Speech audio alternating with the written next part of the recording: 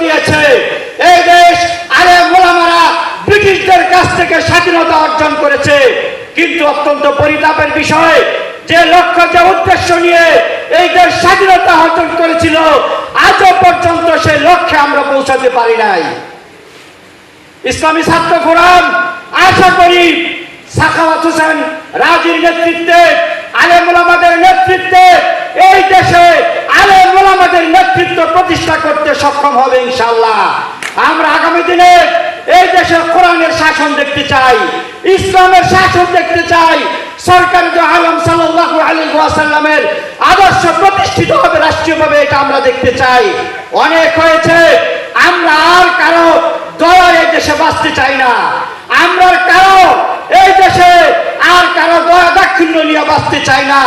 এই জন্য আসুন আগামী দিনে যে কোনো আন্দোলন কর্মসূচিতে ইনশাআল্লাহ আমরা আমাদের জান মাল নিয়ে রাজপথে ঝাঁপিয়ে পড়ব।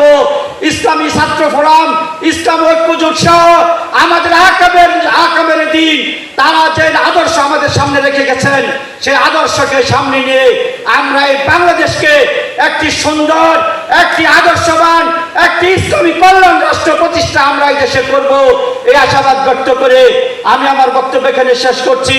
ওয়া আখিরু দাওয়ানা আলহামদুলিল্লাহি রাব্বিল আলামিন।